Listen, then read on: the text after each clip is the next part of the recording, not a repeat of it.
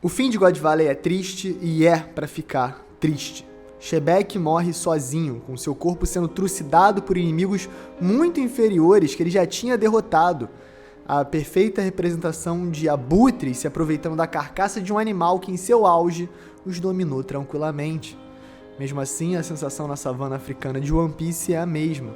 Não importa se você é um rinoceronte, elefante ou até mesmo o leão, o rei da selva. Um dia, mais cedo ou mais tarde, as hienas e os abutres vão estar rindo por cima dos seus restos mortais. God Valley é um evento muito particular até aqui na obra. Isolado no passado, nunca um acontecimento tão importante teve que ser sentido em sua ausência na história. Como assim a gente nunca ouviu sobre Shebek? O Garp e o Roger sabiam esse tempo todo sobre Mu? E o Barba Branca realmente deu as costas para o seu antigo capitão? A resposta é um amargo sim. E todo esse amargor explica alguma das motivações dos personagens que participaram desse evento. Marineford é um paralelo interessante de olharmos. Um verdadeiro Battle Royale caótico onde o governo mundial, através da marinha, conseguiu novamente apagar as chamas da pirataria. Com a morte do Ace e o fim da linhagem sanguínea do Rei dos Piratas, a missão tinha sido concluída. E, através de um Luffy traumatizado, o enredo pediu uma pausa para coletar os cacos e retomar a aventura. Mas no fim de Marineford, mesmo com essa derrota impensável, com a maior dor que sentimos na obra até então, ainda tem uma mensagem de esperança muito poderosa. É como se o Barba Branca não quisesse que o seu fim fosse como o de Shebek no passado, sem chance de passar sua mensagem, sem chance de ser ele mesmo. Com o resto das suas forças, Barba Branca decreta para o mundo que o One Piece é real, renovando os votos de Roger e fazendo com que os mares estremeçam novamente. Um padrão que se repetiu, porque o Rei dos Piratas também aproveitou o resto das suas forças, o resto da sua energia vital, para deixar uma mensagem para o mundo, inaugurando a grande era dos piratas. Mas o que Shebek gritaria se ele tivesse a chance? A promessa de Davy Jones ainda será paga? No alto do mundo habitam demônios? Nós nunca saberemos. Nem nós, nem Harold, que pela ausência de Shebek e pela própria culpa, se tornou ainda mais vulnerável, ainda mais frágil pelo próprio amor. Dizem que é fácil manipular alguém quando você sabe o que a pessoa quer. E Harold, nesse aspecto, nunca escondeu seus verdadeiros objetivos. Paz, cooperação, prosperidade. Valores tão simples, tão corretos, que não pensam em se esconder nas sombras, maquinar esquemas e se esgueirar em busca de poder. Pelo contrário, precisam de transparência, honestidade e vulnerabilidade para funcionar. Os tão bélicos e poderosos gigantes tinham sim capacidade de subjugar a maioria das nações do mundo meramente com seu poder. E é exatamente isso que o Harold não queria. Sal na ferida. Depois de todo o drama, violência, guerra, o extermínio, a traição da marinha, a revelação de Mu, o mundo não entra em caos. Pelo contrário, a gente encontra apaziguamento. Sengoku vira a cara, Garp se mantém na marinha e Harold aposta tudo na resposta errada. Porque a pessoa honesta, às vezes, comete um erro honesto. Achar que todo mundo também tá falando a verdade. Fala galera, Chapéu Espelho aqui, eu sou o Derek, viu? Ontem o clipe tava muito bom, hein? Tenho coisas de falar também. Deixa o like, se inscreve, dá essa moral pra gente, checa o link na descrição. E sem mais delongas, Lanzito vai chamar a vinheta, lá.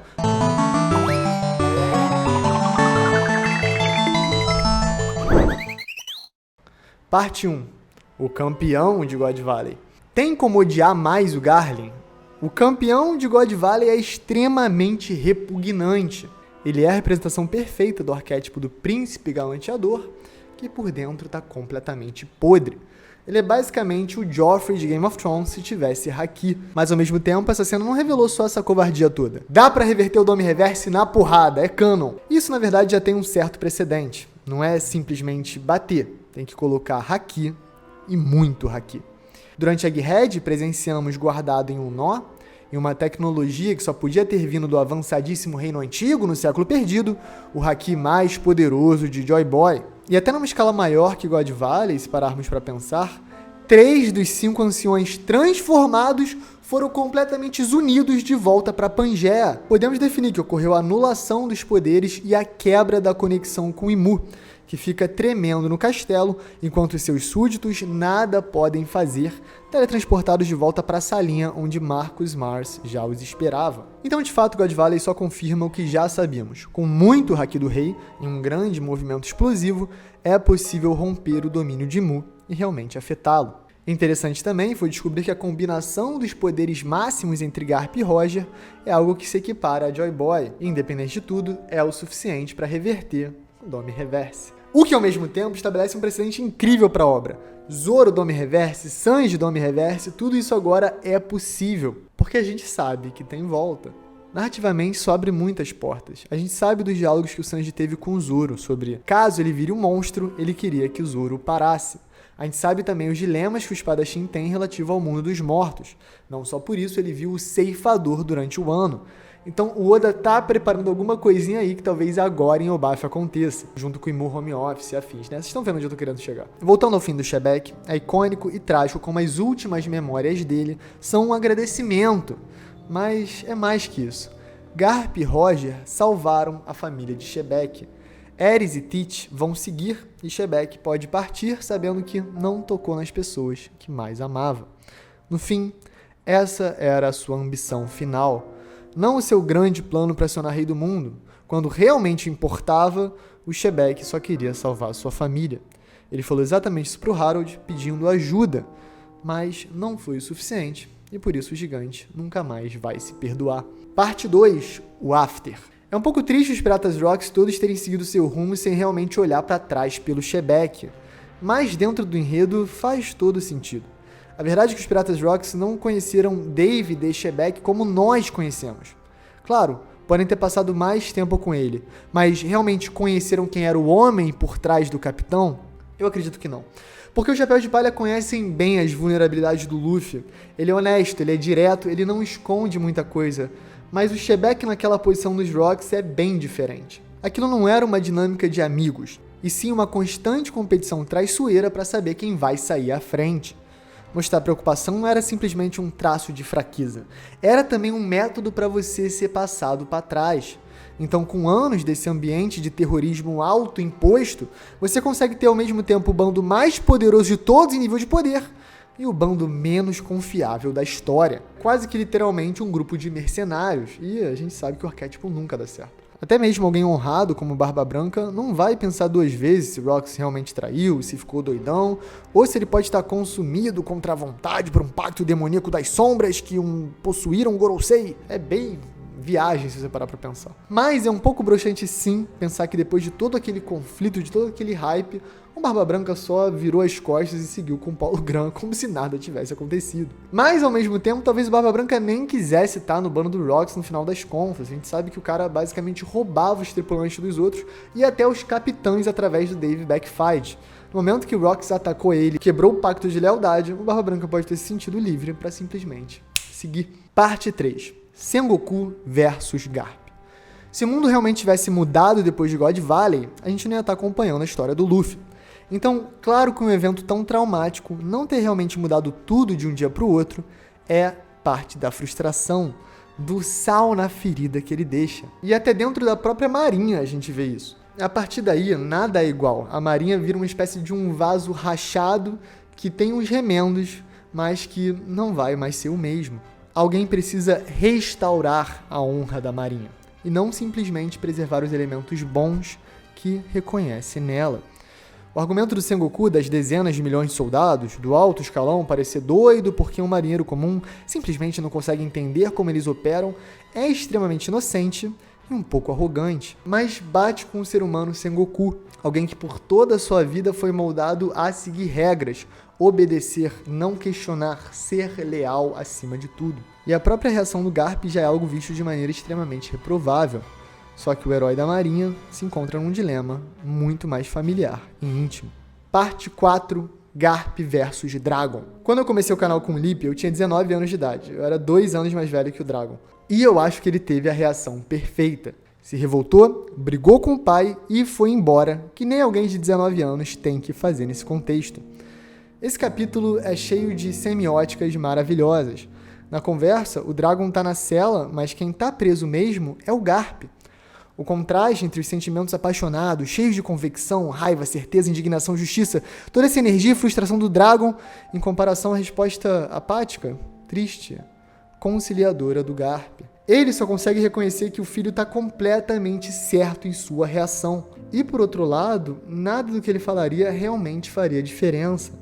O Dragon não ia entender o papel, a posição, nem as decisões do pai naquele momento. Eles não têm um super diálogo, uma conversa longa e profunda sobre as dificuldades entre ser um agente da justiça e ainda assim ser uma vítima do sistema. Mas, mesmo no silêncio apático, a chave é mais que um jogo simbólico. Ela é o gesto da rebelião, a pequena revolução do Garp. Se existe hoje um exército revolucionário, é porque o homem mais procurado do mundo foi encontrado pelo seu pai e, com toda razão, libertado de suas amarras. Alguns anos depois, o Dragon vai se juntar com Ivankov e Kuma, e o resto é história. É mais que agridoce, é quase completamente azedo. Mas conhecer o futuro torna essa cena muito linda. Duas pessoas boas em uma situação ruim, tentando fazer o seu melhor, mesmo sendo difícil, é um momento que deveria gerar empatia no leitor, porque, no fundo, não somos pai e filho, mas, por outro, também somos. E essa é a magia de One Piece, que nos leva à parte 5, Rei Harold, o Gigante do Mal. É estranho, mas nesse capítulo tão interessante, eu acho que a minha cena favorita foi o Harold socando o gigante, porque tem muita complexidade e camada que não aparenta. Para começar, a beligerância, o ódio, a revolta do Harold. Um rei conhecido por ter mudado, usado métodos diplomáticos e de conversa. Dessa vez está espancando outro gigante completamente tomado pela emoção. E mesmo com a população local assustada, em choque, fugindo, ele continua usando a violência como solução. E vale lembrar, entre os gigantes, o Harold é um colosso. Mesmo no combate 1 a 1, já é uma covardia sem tamanho. O Harold já é absurdamente mais poderoso que qualquer gigante aleatório. Mas claro, esse gigante canalha merecia. Mas isso é mais uma amostra de como naquele momento o Harold mudou. Ele não está normal. Ele desfere vários golpes, ignora os perdões, porque no fim não é sobre esse gigante, é sobre ele mesmo. Ele culpa esse gigante específico por toda a história que já passou, todas as injustiças, tudo que já deu errado. As frustrações do Harold e as suas dificuldades que vêm, em sua grande maioria por resistência do governo mundial, passam a ser despejadas em um igual, em socos. E essa resposta gera caos, gera pânico, gera medo, um monte de humaninho ali fugindo. A mesma reação que o Harold tem tanto asco, tanto ódio, ele tá causando com os próprios sentimentos fora de controle. É como se a natureza dele estivesse falando mais do que as próprias palavras. O choro revela a verdade. Inconsciente, oculta, mas tão óbvia que chega a ser cruel. O gigante que Harold não perdoa é ele mesmo. Ele não estava lá para ajudar o Rox, ele não conseguiu a aliança com o governo mundial e também não conseguiu proteger o seu amigo. É como se os sacrifícios dele nunca significassem nada e só sobrasse culpa e dor. A memória de Shebeck pedindo ajuda para o seu amigo de tantos encontros, o medo de não sobreviver, o sacrifício em só querer salvar a própria família. Sentimentos tão nobres, honestos e genuínos que o Harold sabia e ignorou. Harold sempre quer e sempre quis um futuro melhor, maior, mais grandioso, mais especial, mais importante para os gigantes. E de certa maneira, esse criminoso maluco que matava a pessoa e que fazia acontecer, explodia, que o governo mundial constantemente mostrava, entregava como o problema, o obstáculo, o erro de Harold, na verdade, aquele era o seu melhor amigo que ele nunca deveria ter traído. E o Harold, no fundo, pode ter uma certa noção disso. Até porque o obstáculo era o próprio governo. O melhor quadro do mangá pra mim é o Harold declarando que nunca mais vai perdoar um gigante que comete maldades. Ali, em meio às ruínas que ele mesmo causou. É a semiótica perfeita para a trágica vida do Harold. Porque no fundo, ele sente que o gigante que cometeu o pior crime foi ele mesmo. E é com esse estado mental crítico que Harold decide radicalizar novamente, arrancar os próprios chifres e entregar de bandeja para o governo mundial o futuro de Elbaf e a sua própria vida.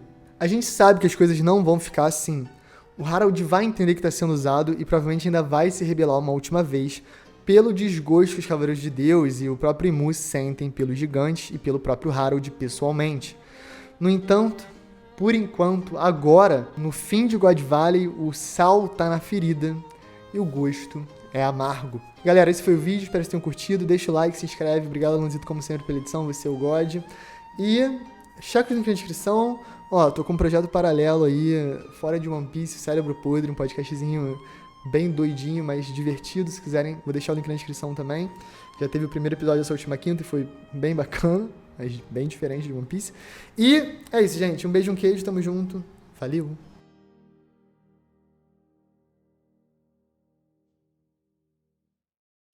Pode palha secreta. I just wanna feel real love in the moment I'm living. Não sei o que eu tenho pra falar, gente. Foi bem legal a estreia do podcast lá que eu fiz, Cérebro Podre, foi muito bom. Tô pra reler Chainsaw Man de novo. E... não sei, gente, desculpa, pode parar secreto foi... Leicão voando, nossa, Mengão, uma bosta. O que eu tenho de legal pra falar? Tem alguma curiosidade pra contar? Vi um vídeo de uma orca falecendo na natureza. Ela devia estar doente, devia estar velha.